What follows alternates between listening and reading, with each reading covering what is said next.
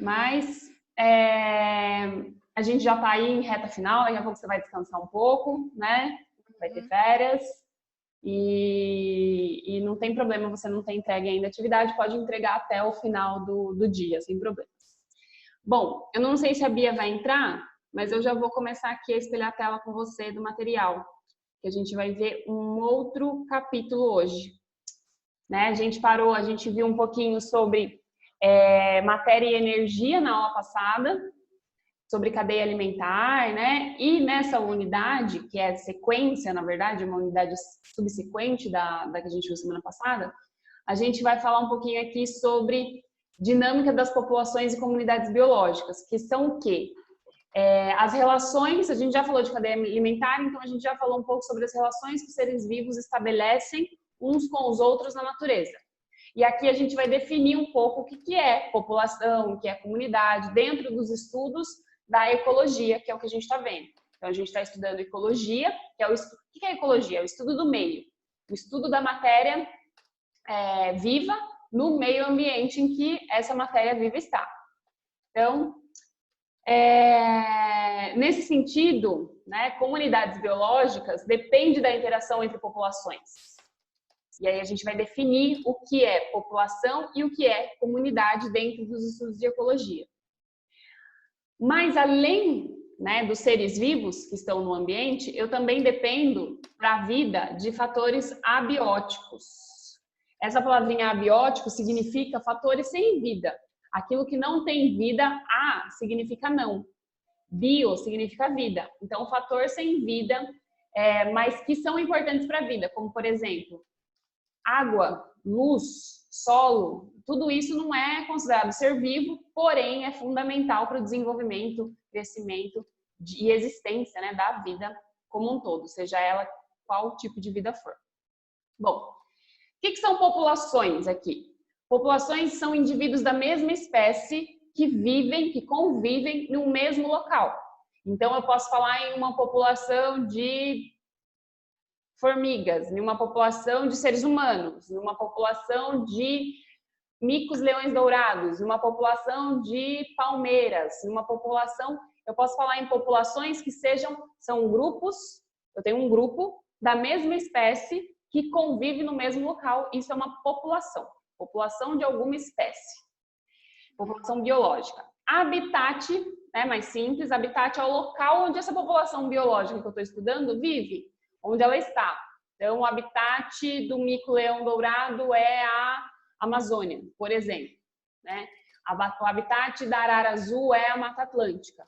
Isso é um exemplo.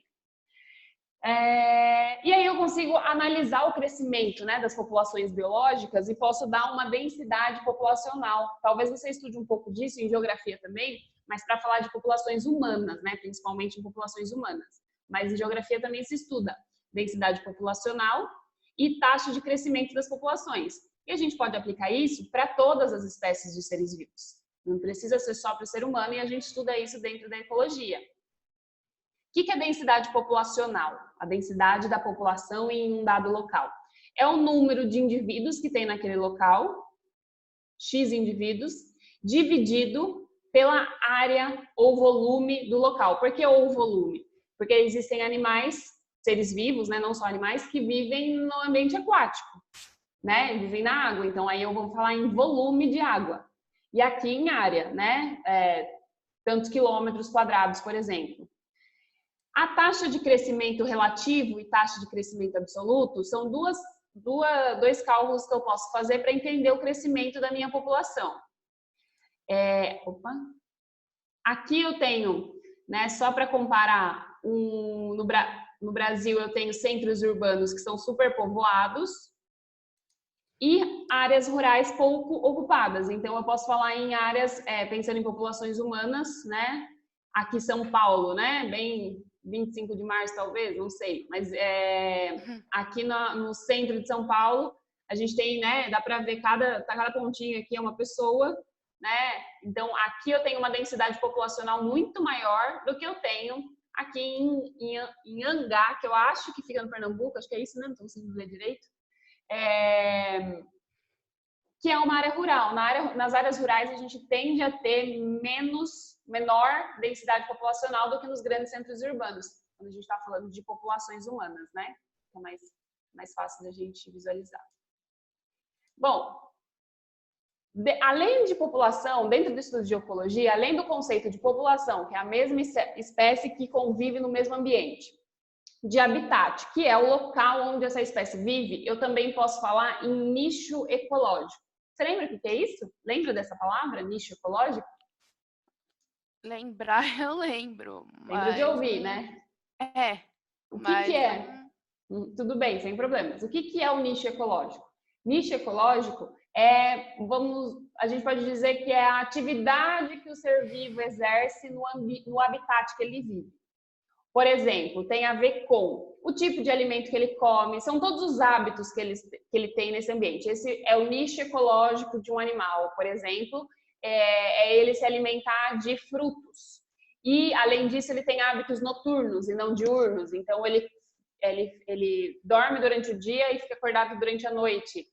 O tipo de moradia, ele vive em toca, ele vive em cima das árvores.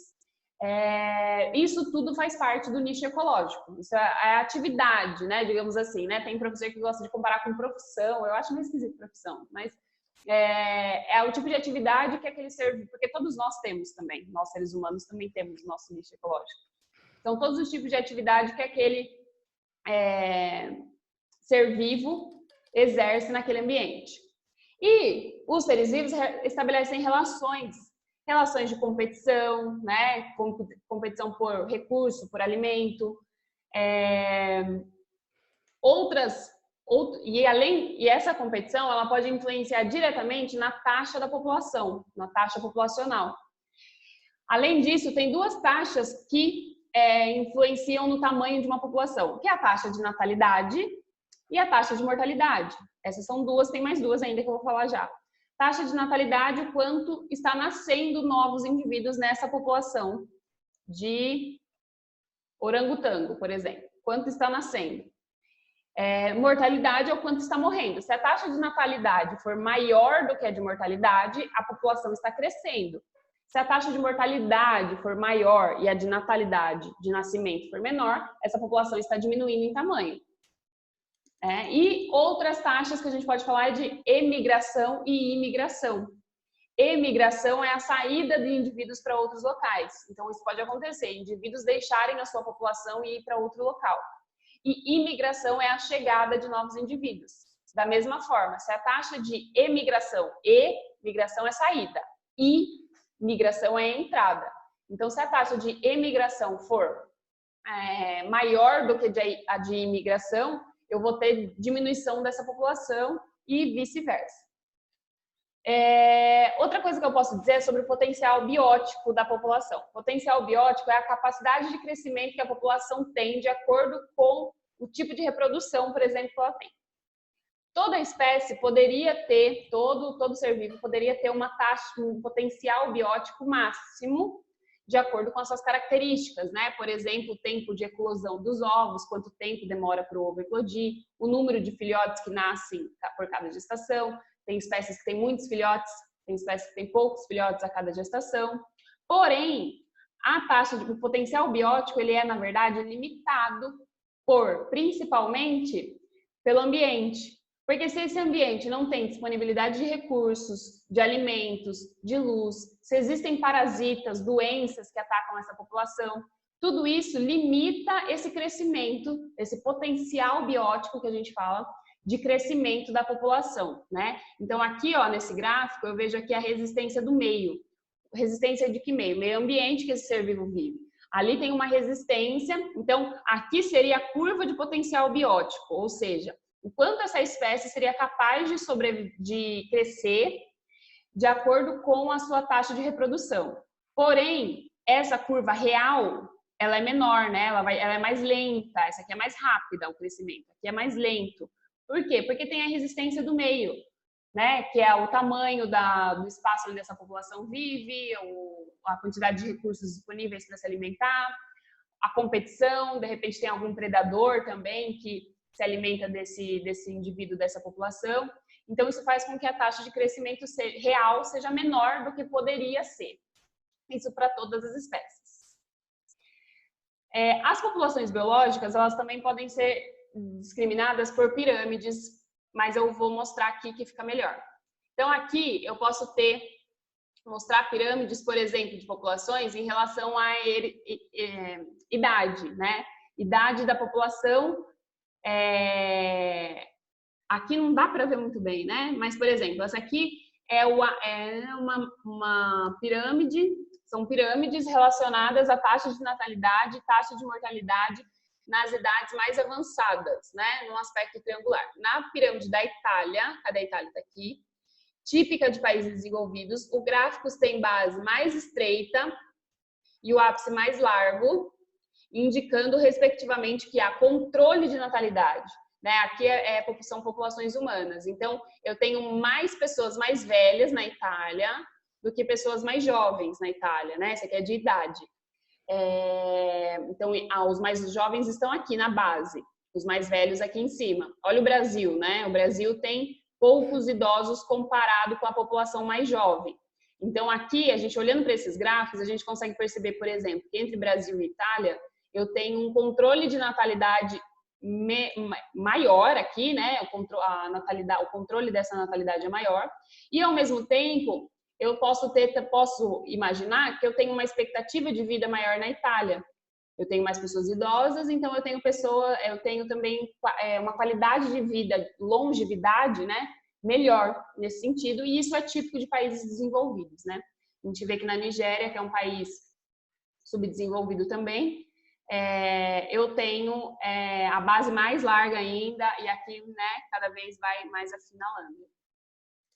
Bom, relações ecológicas. Todos os seres vivos estabelecem relações ecológicas entre si no meio ambiente. E aí tem várias, né? Eu falei o que são populações, são indivíduos da mesma espécie vivendo no mesmo ambiente. Porém, eu tenho também comunidades. O que são comunidades? Comunidades são grupos de populações diferentes vivendo no mesmo ambiente.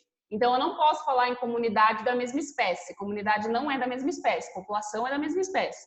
Comunidades são de espécies diferentes vivendo no mesmo local. Então, num dado local, eu tenho araras e micos e, sei lá, tamanduás convivendo, espécies diferentes, populações diferentes vivendo no mesmo habitat.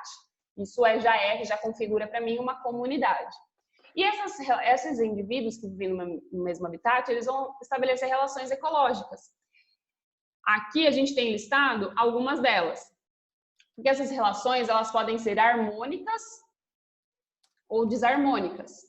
Elas podem ser harmônicas no sentido de não ter prejuízo para nenhuma das duas espécies envolvidas, ou desarmônicas no sentido de ter prejuízo e com isso controla o tamanho da população. Por exemplo, competição controla o tamanho de uma das populações, porque quem se sair melhor vai ter mais recurso, quem não se sair talvez passe fome, por exemplo. Outra definição, outra classificação que a gente pode usar aqui é a relação entre espécies, entre relações interespecíficas e intraespecífica. Interespecífica, aqui ó, eu até grifei aqui, interespecíficas são de espécies diferentes. Intra é dentro, significa dentro do que? Da mesma espécie. Relação intraespecífica é a mesma espécie. Interespecífica é entre espécies diferentes. Aqui nesse gráfico, nessa tabela, tem um resumo das principais relações ecológicas que a gente tem aí. Então, eu posso ter protocooperação, mutualismo, inquilinismo, comensalismo, amensalismo, predação, herbivoria, parasitismo, competição interespecífica, ou seja, entre espécies diferentes, competição intraespecífica, dentro da mesma espécie, os indivíduos podem competir por alimento, por recurso, sociedade, colônia. Então, essas são todas as relações que a gente pode ter aí. Algumas são harmônicas, né? Todas essas 4 primeiras são harmônicas. Protocooperação, mutualismo, né? Por exemplo, a protocooperação e o mutualismo são muito parecidas, que é quando ambas as duas espécies se beneficiam uns dos outros. Aqui uma muito comum que a gente tem são os líquens, que eu tenho associação entre algas e fungos, que convivem juntos e formam o que a gente chama de uma estrutura chamada líquen. E os dois saem beneficiados dessa relação. O inquilinismo, né, são aquelas plantas que vivem, por exemplo, aquelas plantas que vivem sobre os troncos das árvores. Elas não fazem mal para a planta que ela está vivendo em cima e ela tem um local para ela ficar. Então é como se ela fosse inquilina, né? Por isso inquilinismo. Ela é inquilina de outro ser vivo. O comensalismo é harmônica, mas só um ser vivo tem um benefício, geralmente, né? Agora, predação, o que mais tem aqui? Herbivoria, parasitismo. Herbivoria, parasitismo, predação, são todas competições desarmônicas, né? Todas essas aqui são desarmônicas, as competições também. Então, eu vou ter prejuízo, né? Parasitismo, por exemplo, lombriga no ser humano. Então, a lombriga vive dentro do estômago do ser humano e vai causar prejuízo para esse ser humano, mas enquanto ela está se saindo bem, ela está tendo um local para ela ficar e se alimentar. Alguns animais vivem em sociedade, né, que são os cupins, as abelhas, as formigas, elas têm funções diferentes, né? Viver em sociedade significa ter funções diferentes dentro dessa sociedade, né? Então tem a abelha rainha, tem a abelha operária, tem o zangão, cada um tem uma função ali. Colônias são seres que vivem associados, extremamente associados, quase formando um novo organismo. Eu tenho colônias de bactérias, eu tenho colônias de caravelas, eu tenho que são quinidários, né? Eles são do mesmo grupo das águas-vivas. Eu tenho colônias de corais, né? Que formam os recifes de corais. Então, eles vivem associados uns com os outros e quase formando um novo indivíduo. E essas são harmônicas, né? Essas duas aqui são harmônicas, essas duas últimas.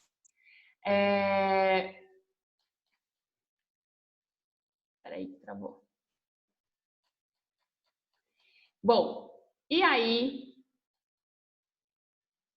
a gente tem vários tipos, né? Aqui tem alguns exemplos de esses tipos de relações. Então, eu tenho aqui as células de algas relacionadas com hifas do fungo, né? Que é parte do corpo do fungo. Vivem associados a uma relação de mutualismo, né? Ambos se beneficiam dessa relação. A alga, porque ela tem um habitat, que ela fica sobre o fungo, e o fungo, por quê? Porque a alga faz fotossíntese, ela produz o próprio alimento, e ela acaba produzindo para o fungo também, o fungo se beneficia disso. Então, ele tem alimento e a alga tem um local para ficar. Aqui, uma outra muito legal também é das micorrizas, né? Que é a associação entre raízes de plantas e fungos, né? A associação, nesse caso, é benéfica. Claro que tem muitos outros fungos que fazem mal para plantas, né, por exemplo.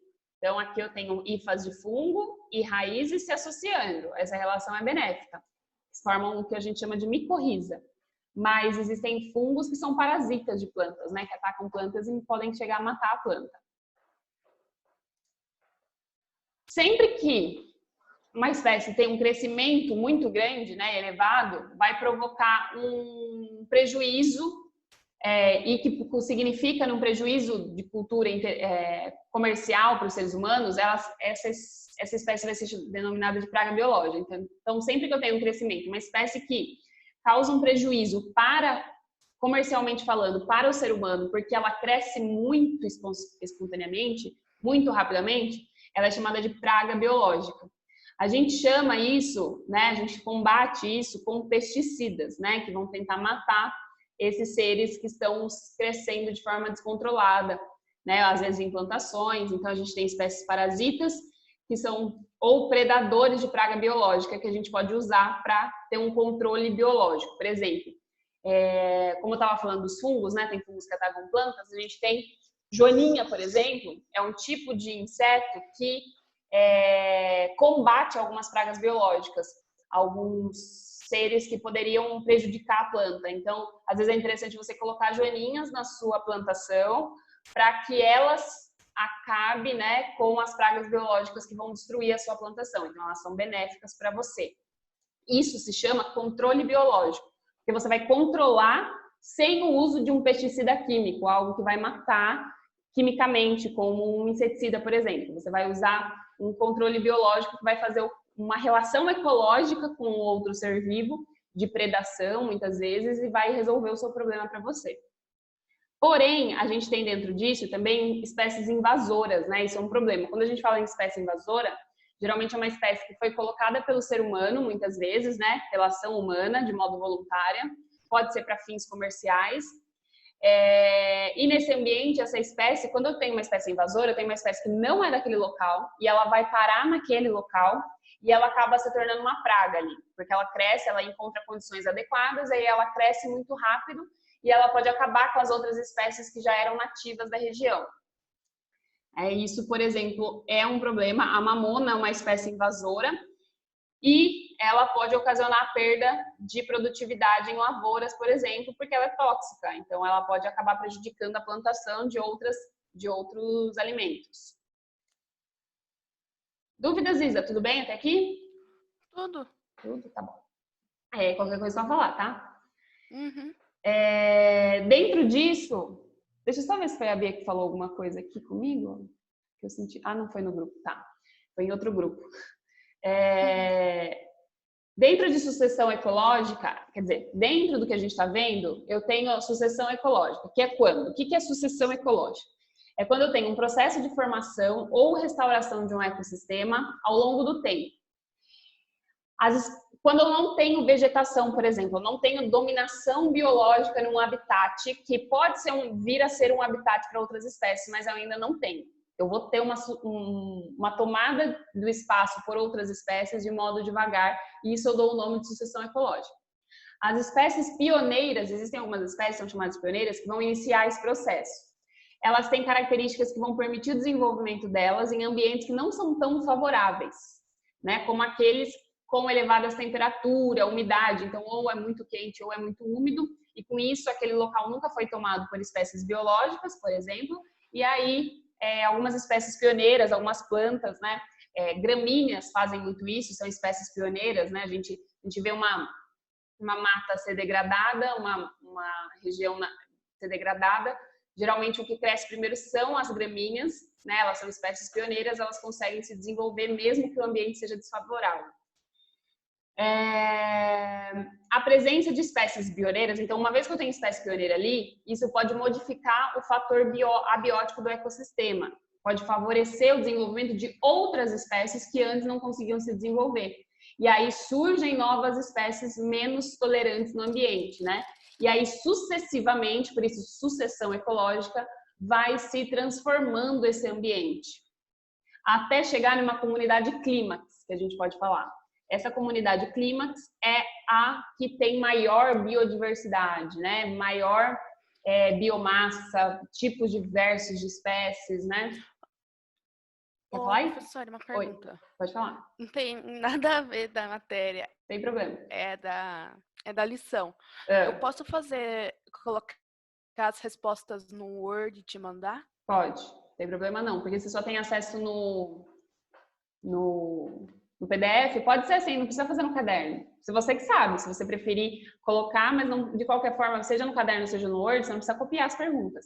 Pode só colocar número tal, letra tal, né? Se for dissertativa, porque também tem dissertativa, aí você escreve a resposta.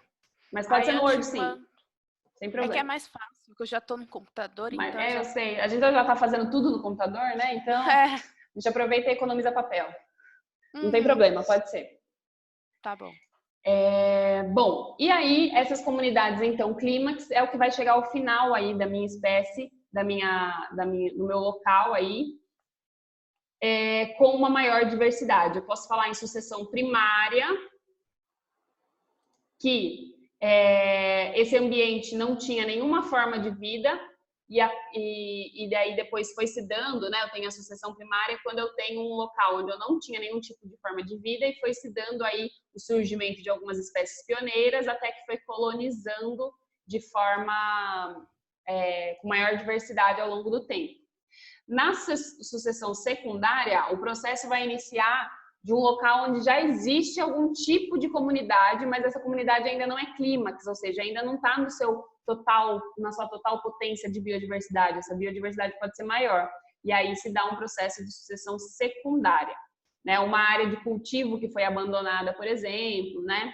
É um tipo dessa sucessão, é exemplo dessa sucessão.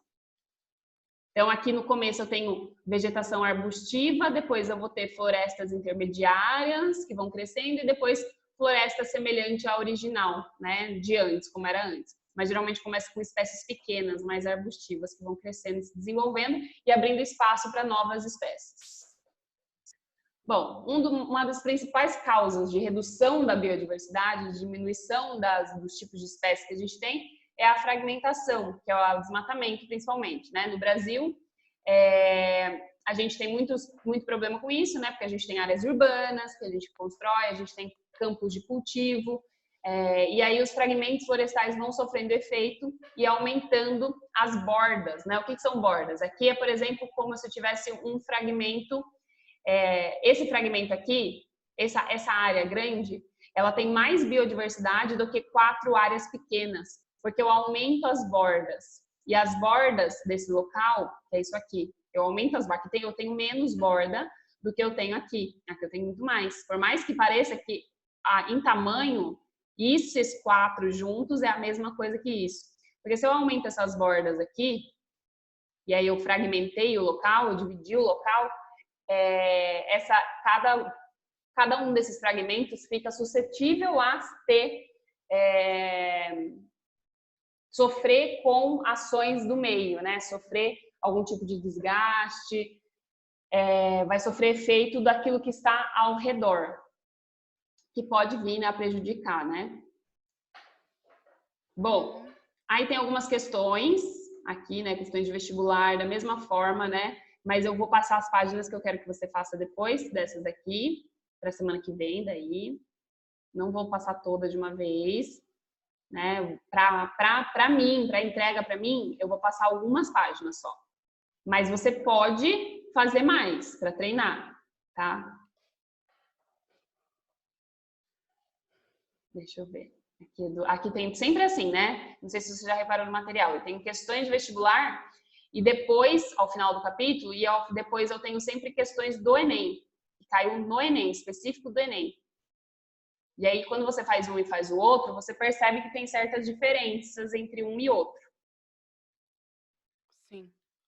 O Enem, ele é mais interpretativo em alguns pontos. O vestibular também, mas ele tem muita interpretação, conta muita interpretação de texto, né? Então, por isso que a prova acaba sendo bem cansativa, porque tem textos longos, mas muitas vezes dentro da biologia eu tenho textos longos que são interpretativos também. Então, a análise de texto é muito importante. A análise, a interpretação dos dados, né, que são fornecidos na prova é muito importante.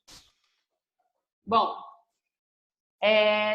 de ecologia, a gente para um pouco por aqui. Aí a gente vai entrar... Aqui também está dentro do estudo de ecologia, mas a gente vai diversificar um pouquinho, porque a gente vai entrar na bioquímica agora.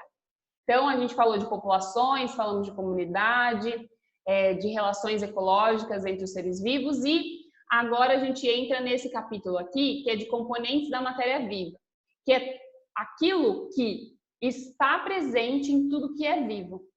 A gente já sabe que todos os seres vivos são formados de células, com exceção dos vírus. Os vírus não têm célula, né? Acho que eu já falei aqui. Os vírus, eles têm com moléculas biológicas, que são DNA, RNA, proteína, gordura, mas eles não têm uma célula com membrana plasmática, citoplasma, isso eles não têm. Por isso que eles precisam de um hospedeiro para se reproduzir. Eles entram na célula de outro ser vivo para conseguir se reproduzir. Alguns desses componentes essenciais à vida, que toda a vida precisa para garantir o seu funcionamento, primeiro, a água. Só que a água ela não é uma molécula que a gente pode chamar de orgânica, ela é inorgânica. A água por si só não é viva, mas ela faz parte de todos os seres vivos. A molécula da água, que é a H2O, né, ela está presente em todos os seres vivos e ela tem várias funções dentro de todos os seres vivos, por isso que a gente precisa tomar bastante água, né, e se hidratar. Ela tem funções como, por exemplo, nas reações químicas. O tempo todo está acontecendo um monte de reação química dentro do nosso corpo. Nosso e de todos os outros seres vivos. E para isso acontecer, muitas reações químicas dependem da água para acontecer, né? Elas são solventes, elas dissolvem substâncias, elas atuam dissolvendo substâncias, elas possibilitam reações químicas metabólicas, de metabolismo celular, Ela participa de hidrólise, que é a quebra pela água lá no sistema digestório, né, com a digestão dos alimentos. Ela regula a temperatura do corpo dos animais também pela liberação de calor na forma de suor. Quando a gente sua, a gente faz uma atividade física e está suando, a gente está liberando calor na forma de suor, na forma de água, né? Então, ela atua no controle da temperatura corporal. E ela auxilia na formação da urina, né? Na liberação de excretas, né? Daquilo que o meu corpo precisa eliminar pela urina. Além disso, ela faz parte do citoplasma das células, né? O principal composto aí do citoplasma das células, que é aquela estrutura, então, eu tenho a célula, a membrana plasmática. Dentro da membrana plasmática, tudo que está dentro é o espaço entre as células, chama citoplasma. E eu tenho, no nosso caso, célula eucariótica, eu vou ter o núcleo com DNA. Além de várias outras organelas, como mitocôndria, retículo endoplasmático, enfim. Tudo isso que eu tenho na célula, que a gente não vai falar agora, vai falar em outro momento. E também compõe nosso sangue, né? O nosso sangue tem muita água nele, né? Ele é quase líquido, e porque ele tem bastante presença de água. Aqui, por exemplo, é uma reação que usa água, né? Eu tenho uma reação química na digestão. Eu tenho uma molécula de sacarose. O que é digestão? Digestão é o processo de quebra do alimento que eu consumi em partes bem pequenas, em partes menores, para esses nutrientes que tem no alimento entrarem nas minhas células. É isso que a digestão faz. A sacarose é um tipo de açúcar que a gente consome que precisa ser quebrado. Quem faz essa quebra é a água. A água entra aqui, a água consumida.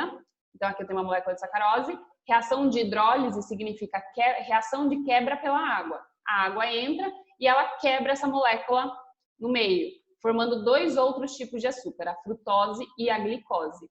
Antes era uma sacarose, uma molécula grande, agora virou glicose e frutose. A glicose e frutose, ela tem capacidade de entrar na minha célula para a produção de energia, né? Açúcares, carboidratos, funcionam como alimentos energéticos que dão energia para a gente. Só que antes disso, as moléculas grandes precisam ser quebradas para essas daqui conseguirem atuar na minha célula. Bom, outros elementos fundamentais à vida, que são inorgânicos ainda, são os sais minerais, né? A gente tem vários sais minerais aí que são fundamentais para o funcionamento do organismo. São aqueles que a gente precisa numa menor quantidade, mas a gente ainda precisa, né? A gente obtém principalmente pela alimentação, pela ingestão de água também, que na água a gente tem sais minerais importantes. E aí eu posso classificar em dois tipos. Tem os micronutrientes, que eu preciso em menor quantidade, e os macro é grande, eu preciso em maior quantidade. E eles atuam nas mais diversas funções dentro do organismo. Aqui eu tenho uma tabelinha, por exemplo, cálcio, né, na composição dos ossos, dentes. Eu encontro cálcio nos vegetais e no leite, né, e nos derivados do leite. Cobalto, enxofre, ferro, né? Ferro é fundamental para o nosso sangue, né? Porque ele é um componente da hemoglobina, que é a proteína do sangue. Por isso que quem tem anemia precisa consumir alimentos ricos em ferro, fígado, carnes, vegetais verde escuro. Flúor, né? O flúor a gente obtém pela água fluorada, porque a nossa água que sai da nossa torneira, ela é uma água tratada e que se coloca flúor na água justamente para a gente consumir flúor de alguma forma. Ela compõe nossos ossos, mas principalmente nossos dentes e protege a gente da cárie. Por isso que tem flúor na pasta de dente, tem flúor lá no dentista quando eu vou, né? E flúor é um elemento químico, é um sal mineral. Fósforo, iodo, magnésio, potássio, né? Você não precisa decorar todos esses daqui, né? A tabela existe pra gente consultar. Mas é legal você saber alguns, né? Alguns talvez você já saiba, né? Cálcio, ferro, flúor, potássio também a gente precisa numa concentração alta. Ele faz sódio, né? Exatamente. Cloro a gente precisa também, que tá no sal de cozinha, só que não posso em excesso, né? Porque pode causar outros problemas, como hipertensão. Cloreto de sódio. Isso, cloreto de sódio é o NaCl, né? Que é o cloro mais o sódio. Então eu tenho... Só que o problema é, tudo que tá aqui, toda essa lista dos sais minerais, eles são importantes para o nosso corpo, mas em excesso podem causar alguma coisa. Inclusive, não só os sais minerais, como também as vitaminas. A gente precisa de vitamina, mas nenhuma vitamina em excesso faz bem, né? Se eu já tiver vitamina no meu corpo, tal vitamina, e eu vou lá e consumo um complemento vitamínico, eu posso estar me causando algum problema. Por exemplo, a vitamina D em excesso, ela causa pedra nos rins. Então, se você já tem o suficiente de vitamina D, não tem por que você tomar aqueles complementos, né, que vendem, complemento vitamínico, né, complexo vitamínico, de A a Z. É meio perigoso tomar isso sem ter feito o exame e o médico ter constatado, você está com deficiência em tal vitamina. Então, tome essa vitamina para complementar, já que você não está conseguindo ter a partir da alimentação. Agora, tomar sem saber, e aí tá uma onda disso, porque é um tipo de produto que a gente pode comprar sem receita, as vitaminas, na farmácia. Isso é um problema, porque as pessoas veem vitamina como algo muito saudável, só que às vezes elas não precisam, e aí elas consomem porque acham que daí vai ficar mais saudável, quando no final das contas ela vai desenvolver um problema. Porque se ela já tem o suficiente no corpo dela e ela consome esse tipo de coisa, ela vai ficar em excesso e no corpo isso pode fazer mal. Mesma coisa para esses sais minerais que a gente está conversando aqui. Bom, e aí a gente entra nas moléculas orgânicas de verdade, né? Que são moléculas que fazem parte de todos os seres vivos. Seja ele uma bactéria, seja ele um vírus, os vírus também têm proteína, seja ele um ser humano, uma planta. As proteínas são moléculas que eu tenho, então, só em seres vivos, por isso elas são chamadas de moléculas orgânicas, né? Que vêm de organismo. Elas são formadas por aminoácidos. Então, eu tenho moléculas pequenas, isso aqui é um aminoácido, moléculas pequenas que se juntam e formam as proteínas. Existem na natureza 20 tipos diferentes de aminoácidos. Esses aminoácidos se combinam de formas diferentes, se ligam de formas diferentes e formam todas as proteínas que existem, né? Tem proteínas que têm 500 aminoácidos, tem proteínas que têm 1000, tem proteínas que têm 100. É variável isso e isso vai definir o tipo de proteína que eu tô falando. Aminoácido é essencial. Inclusive, os aminoácidos provavelmente foram as primeiras moléculas orgânicas que apareceram no mundo, né? Na natureza, aqui, né? No planeta. E deu origem aos outros seres vivos posteriormente com a evolução dessa molécula que foi se transformando. A gente tem alguns principais, né, triptofano, leucina, que a gente obtém principalmente pela alimentação. Triptofano e leucina são aminoácidos. E a gente obtém a partir da alimentação. O aminoácido, ele tem essa carinha aqui, todos eles. Ele tem um grupo assim, que a gente chama de grupo amina, um grupo carboxila, um carbono alfa, que eu posso chamar de carbono alfa ligado a um hidrogênio, e esse R aqui é de radical, porque o que diferencia um aminoácido do outro é esse grupo que está aqui. Ou seja, isso aqui é um aminoácido, isso aqui é um outro aminoácido, isso aqui é um outro aminoácido. Essa é a glicina, essa é a cisteína, essa é a tirosina. Repare que o que mudou entre este e este é o grupo que eu chamo de grupo radical. Aqui é um, aqui é outro, bem maior, e aqui é outro, só um átomo aqui. Mas isso aqui não muda, é sempre igual. E aí isso define o que é um aminoácido. Os aminoácidos, eles ficam ligados entre si. Eles se ligam uns com os outros, formando o que a gente chama de ligação peptídica. Então, a ligação que forma as proteínas é uma ligação peptídica, porque eu tenho ligação de aminoácido com outro aminoácido. A sequência, né, os tipos de aminoácido, a sequência desses aminoácidos, como eles estão organizados, vai definir, então, a estrutura da proteína. E, primeiramente, eu tenho a divisão em estrutura primária, secundária, terciária e quaternária das proteínas. A estrutura primária nada mais é do que a sequência de aminoácidos. A estrutura secundária é essa sequência de aminoácidos agora em hélice, porque a proteína ela forma uma hélice. Esse enrolamento. A estrutura terciária é quando esse enrolamento se forma um novo, como se ele tivesse dado um nó. Então tá em forma de hélice, mas ele fica todo junto formando nós. E a quaternária, a estrutura quaternária, é quando eu tenho dois enrolamentos de proteínas diferentes que se enrolam e se juntam, isso dá a estrutura de proteína quaternária, tipo quaternária. Aqui acho que não tem, aqui está falando da ligação peptídica. Eu tenho dois aminoácidos, esse é o aminoácido 1, esse é o aminoácido 2, eles se ligam. E quando eles se ligam, eles formam água. E aí formam um dipeptídeo, ligação peptídica, liga aminoácido com aminoácido, forma um dipeptídeo, que são 2 aminoácidos ligados. A gente fala, quando a gente está falando de proteína, a gente fala em polipeptídeos, porque são muitos aminoácidos juntos ligados. As enzimas, né? O que são proteínas? No nosso corpo, a gente tem muitas enzimas que são proteínas. O que são enzimas? Que são proteínas. Elas aceleram as reações químicas, né? Elas são essenciais para o nosso corpo, para o nosso metabolismo, né? Para como a gente gasta energia. Alguns exemplos são a lactase, a amilase, a pepsina e a lipase. Todas elas atuam na digestão, né? Lactase quebra a lactose, amilase quebra amido, pepsina quebra a proteína e lipase quebra lipídios. Então, são tipos de proteínas que, na forma de enzimas, que fazem a quebra de moléculas grandes lá no processo de digestão. A atividade das enzimas depende bastante do pH, da temperatura, né? Então, ela pode ser afetada por conta disso, o funcionamento dela. Quando uma enzima ela é desnaturada, significa que ela sofreu calor, né? Ficou numa temperatura alta, porque variou. Ela vai perder a configuração tridimensional dela, daquela forma que eu estava dizendo, de estrutura terciária. E aí ela perde a sua função. Né? Então, a função da proteína, da enzima no caso, pode ser perdida por conta da alteração na temperatura, no pH. Tudo bem aí, Isa? Dúvidas? Não. Tudo bem? Bom, essas são as proteínas. Além das proteínas, a gente tem os lipídios, que também é uma molécula orgânica. Lipídio é popularmente conhecido como gordura.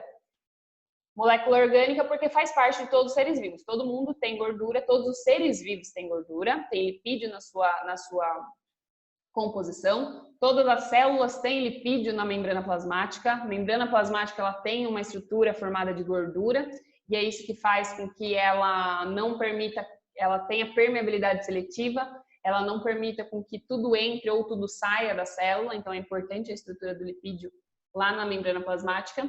E o termo lipídio, ele tem a ver com moléculas que são insolúveis em água. Você já deve ter percebido que gordura é insolúvel em água, ou seja, não se mistura com a água, não se dissolve com a água. Tanto é que quando a gente está lavando a louça, a gente consegue ver as gotículas de gordura que só saem com a ação do detergente. A água não é suficiente para limpar a panela. Eu preciso de detergente que é um desengordurante. O detergente atua nesse processo e vai fazer com que a gordura seja dissolvida. As principais gorduras são os óleos, os principais lipídios, né? Os óleos, as gorduras, as ceras e o colesterol também. Além disso, eu tenho os fosfolipídios, né? Que são grupos de fósforo com lipídios, que são moléculas que estão presentes, são essas que estão presentes principalmente na minha membrana plasmática, lá na membrana das células, e também no colesterol. Ele tem esse formato aqui, né? Reparem que toda molécula orgânica tem sempre carbono na composição, ó, C, CH, CH, CH. Todas as moléculas orgânicas, elas são longas cadeias de carbono, elas têm muito carbono na composição delas. Então, a gente estuda em química orgânica, principalmente, e aí você vai estudar, ou já estudou, não sei, com a Pamela, em química, essa área da química orgânica, que é a química dos seres vivos, então a gente estuda um pouquinho aqui, um pouquinho em química, com muito carbono. Então, falou em molécula que tem carbono, provavelmente está falando de uma molécula orgânica. Bom, os lipídios eles são fundamentais no nosso corpo, principalmente porque atuam no nosso metabolismo, produzem membranas plasmáticas, são produzidos por membrana plasmática da célula, são precursor de vitamina D, então a produção de vitamina D no nosso corpo está relacionado com os lipídios que tem no nosso corpo.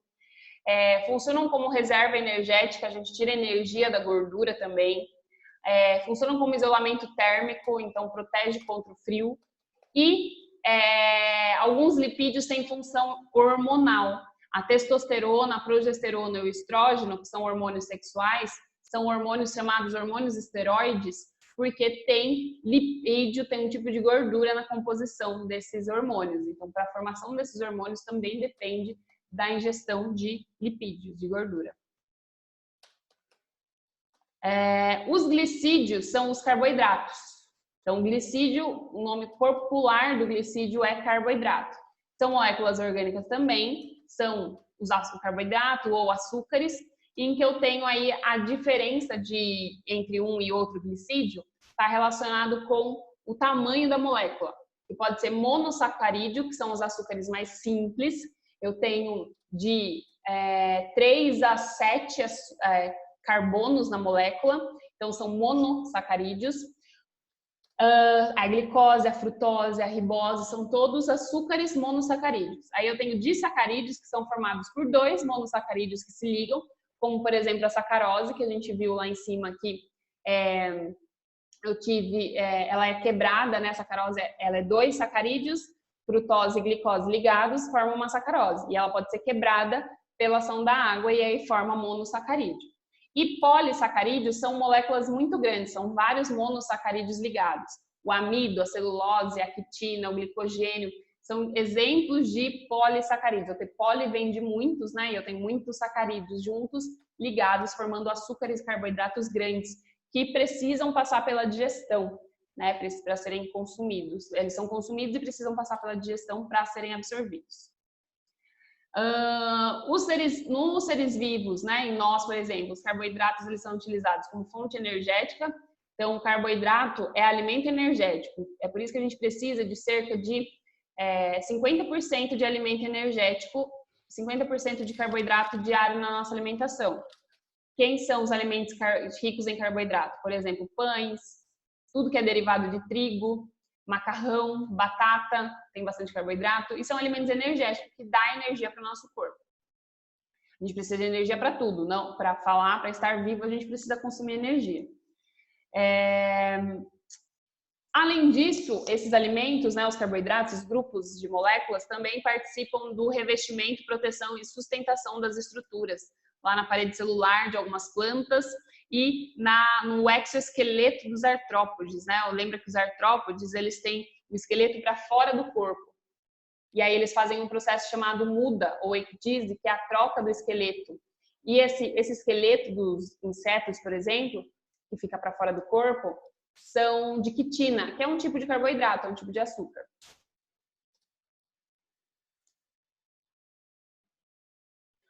Oi, pode falar, Isa.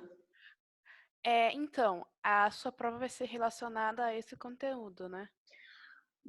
Vai ser relacionada com o que a gente conversou na semana passada, essa semana e semana que vem, que a gente tem mais um pouquinho para ver. Uhum. Então, vai ser já, Isa, do material do R22. Ah, tá bom. Tá? Que são os 5 primeiros temas, né? Eu não falo nem capítulo, porque os capítulos, você reparou que são bem curtinhos, são capítulos de 4 páginas de texto, cada um. Então, são 5 vezes 4, dá 20 páginas aí. Seria um capítulo grande das suas apostilas anteriores, né? Então, vão ser esses 5 primeiros temas do R22, tá bom? Agora que eu vi aqui o quê? Que a lição que você passou para mim só tem de alternativa. Ah, que bom. A que eu passei agora é só alternativa? Todas? Tá. Aqui é para hoje, né, na verdade. É para hoje, isso. Que eu não passei ainda de hoje, que é para semana que vem. É da 18 a 25. Né? 18 a 25. Eu passei, na verdade, duas sequências para você. Da página 6 a 13 e da 18 a 25. Ah, tá. Tá? Porque da 6 a 13 é de um módulo. Da 18 a 25 é de outro módulo. Essa semana eu vou passar também, mas eu vou passar um pouco menos exercícios para vocês, que eu acho que eu passei muito dessa vez. Não sei. Mas como são todos de alternativa, é mais rápido para fazer também, né? Não precisa escrever. Como assim? Da 6... calma aí. Agora eu me confundi. Vai lá, pergunta. Então, é que página 6 a 13. Uhum. Só que a página 6 é o começo da apostila, praticamente. Aí não tem nada. Não é para 6, porque o começo da apostila... mas veja lá, Isa, não no PDF. A página, o número da página. Aqui, ó, quer ver? Ó, por exemplo. Ah, tá. Entendeu? Aqui eu tô na página 48 do PDF, mas na verdade é 41 da apostila. Então, você tem que ver isso. Página Nossa. 6 a 13 da apostila. Desse númerozinho aqui, ó. Então tá. Entendeu? Nossa, quanta coisa. Se não der tempo de entregar tudo hoje, não tem problema. Mas tenta fazer hoje, se não der tempo, você me entrega depois. Não tem problema entregar atrasado, tá? Podia ter feito no feriado, né, Isa? Isa? Oi, eu não entendi. É que minha coisa caiu, mas é muita coisa mesmo. Calma aí. Calma, faz com calma. Se der tempo de você fazer um desses dois, da página 6 a 13, já tá bom. Não tem problema não fazer a da página 18 a 25, você faz depois. E me entrega depois, tá bom? Qualquer coisa faz de um e depois faz do outro. Porque de 6 a 13 é referente ao tema 1. De 18 a 25 é do tema 2. Então pode fazer só um hoje e aí amanhã, no final de semana, quando você tiver um tempinho aí, você faz as outras, tá? Tá bom. Hoje eu vou passar menos exercícios. Mas você não vai diminuir minha nota, né? Não vou. Não vou. Por Pode causa ficar tranquilo. disso. Uma vez É só que agora que eu ouvi, eu falei, minha nossa. Pois é, né? Devia ter visto lá quando eu passei há 2 semanas atrás, mas tudo bem. É que é muita coisa para uma cabeça só. Né? Eu sei, mas não tem, mas fique tranquila, não tem problema. Uma vez só, não tem problema. Só. Qualquer coisa você faz depois, sem problema. Manda o que você conseguir fazer hoje e o que você não conseguir, você só me avisa que você vai mandar outro dia, até semana que vem, tá? Junto com os outros que eu vou passar, que vai ser uma menor quantidade. Eu vou passar acho que 4 páginas para você. Meu Deus. É pouco, Isa. Os exercícios são longos. Os exercícios são longos. Então, você lê ali, você já... Ah, letra B. Você faz em 30 minutos. Ou também procurar, tipo, não sei, procuro na internet, ou... Pode te ajudar um pouquinho. Ou vou na raça mesmo. Vai na raça. Vai que no eu vestibular, no vestibular você vai ter que ir na raça, hein? No dia lá da prova, vai ser 90 questões. E aí? Bom, Isa, só para concluir aqui, tá acabando já vou finalizar nossa aula aí, para você ter um tempinho aí, não sei se você tem mais live hoje, mas tem aula ao vivo hoje ainda? Só uma só. De arte, será? Acho que era depois de mim. Para você ter um tempinho aí, a gente já vai finalizar, mas eu preciso falar ainda dos ácidos nucleicos, que é um outro grupo aí que está presente só nos seres vivos. Ácidos nucleicos, por que eles recebem esse nome? Primeiro, porque eles são ácidos, e segundo, porque eles estão dentro do núcleo da célula, por isso nucleico. Quem são eles? Material genético, DNA e RNA. DNA e RNA, então, são ácidos nucleicos. Quimicamente, eles são formados por nucleotídeos, né? Na verdade, eu tenho 3 partes. Eu tenho uma base nitrogenada, uma estrutura aqui com nitrogênio. Eu tenho uma pentose, que é um tipo de açúcar. E eu tenho um ácido fosfórico, que é formado de fósforo, que é o que dá o caráter ácido à minha molécula de ácido nucleico, que é o DNA, e que forma o DNA e o RNA. E a gente falou disso não faz muito tempo, no começo do ano, porque a gente falou de base nitrogenada quando a gente falou de genética. As bases nitrogenadas são a adenina, guanina, citosina e timina e uracila.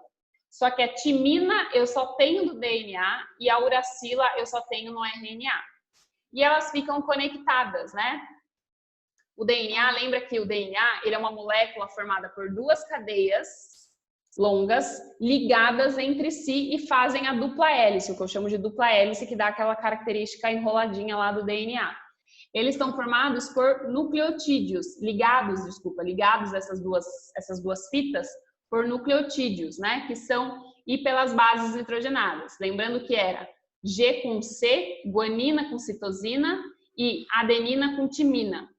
Então, se eu sei esse lado aqui da minha molécula, eu consigo descobrir esse outro lado aqui também. Porque onde eu tenho G, eu só posso ter C. Guanina com citosina, timina com adenina. A adenina só pode vir uma timina. Adenina vai vir timina. Guanina, citosina, citosina, guanina. Né? Então, A com T, adenina e timina, e C com G, citosina, guanina, sempre. Não vai ligar adenina com guanina, nem citosina com timina, eles não têm afinidade química para fazer ligação química. Então, isso não vai acontecer. Bom, além do DNA, que é uma molécula comum a todos os seres vivos, a última é o ATP. ATP, na verdade, é a moeda energética.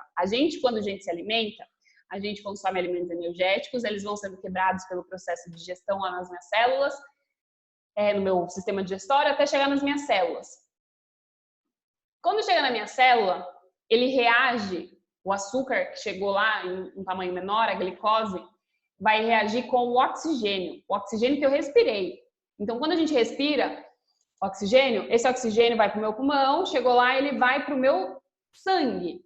E aí o sangue distribui oxigênio que eu respirei para todas as minhas células. Não é só o meu pulmão, o oxigênio não fica só no meu pulmão, ele tem que ser distribuído para todas as células. Para quê? Para produção de energia. Porque chega o oxigênio na minha célula, ele reage com a molécula de glicose. Então, chegou oxigênio, tem glicose lá, que eu consumi pela alimentação, que eu digeri e consumi pela alimentação. O oxigênio faz com que essa molécula de glicose quebre.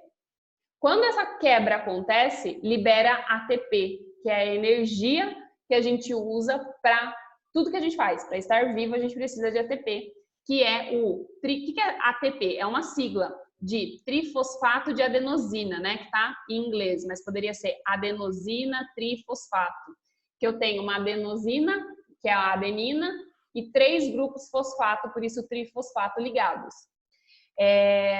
Ele tem função de captar energia, então ele capta a energia que foi liberada das reações químicas na degradação dos alimentos, como eu citei aqui da glicose, e vai armazenar essa energia nas moléculas, né, para transferir essa energia para os processos que vão acontecer dentro do corpo, né, que precisam de energia para acontecer. Ele é a principal forma de utilização de energia da nossa célula, do nosso corpo. Bom, os mais importantes processos de produção de energia são a respiração celular, essa que eu comentei com você, da glicose com oxigênio, que chama respiração celular, porque é a respiração que acontece na célula, e a fermentação é um outro tipo de obtenção de energia que alguns fungos fazem, algumas bactérias fazem também, que fazem uma respiração de uma outra forma que não precisa do oxigênio. Dúvidas, Isa? Não. Não. Então, Isa, vou parar por aqui hoje, tá bom? Só tô encaquifada com a lição. Mas... Fica tranquila, Isa. Faz da página 6 a 13 hoje, entrega hoje. Depois você faz as outras, não tem problema. Eu não vou descontar ponto de você por conta disso. A gente já tá em reta final, eu sei que você tem bastante coisa, você acabou de me entregar um trabalho, então fique tranquilo. Não esquece que... Pode falar. Ou também eu posso, se eu ter, tipo assim...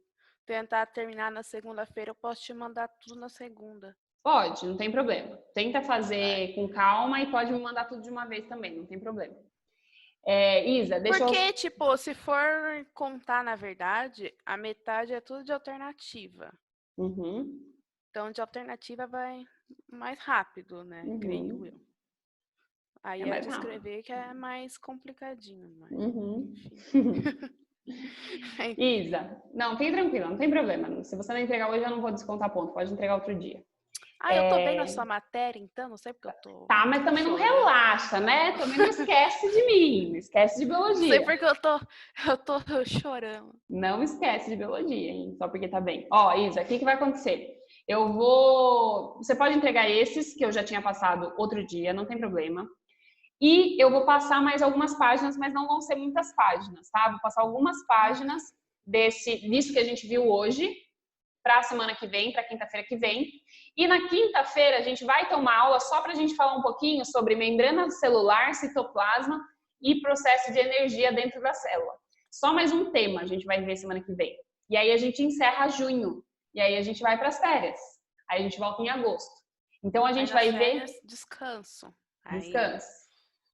Se vocês quiserem estudar um pouquinho, é bom, né? Mas descansa, Isa, pode descansar.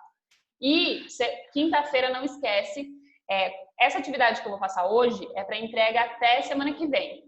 Depois disso, na quinta, eu vou te passar a atividade avaliativa que você faz ou na quinta mesmo ou na sexta-feira. Até sexta, tudo bem? E aí encerra. Você tá ouvindo um barulho estranho aí? Por quê? De que veio daqui? Ou não? É porque acho que meu vizinho ligou uma furadeira. Ah, sim. Né? Meu vizinho tá ligando uma furadeira aqui agora. Mas tudo bem. Ainda bem que a gente conseguiu finalizar aqui. Então, Isa, qualquer dúvida à tua disposição. Boa atividade aí para você, bom descanso e até quinta-feira que vem. Até. Se cuida, viu? Qualquer coisa à tua disposição.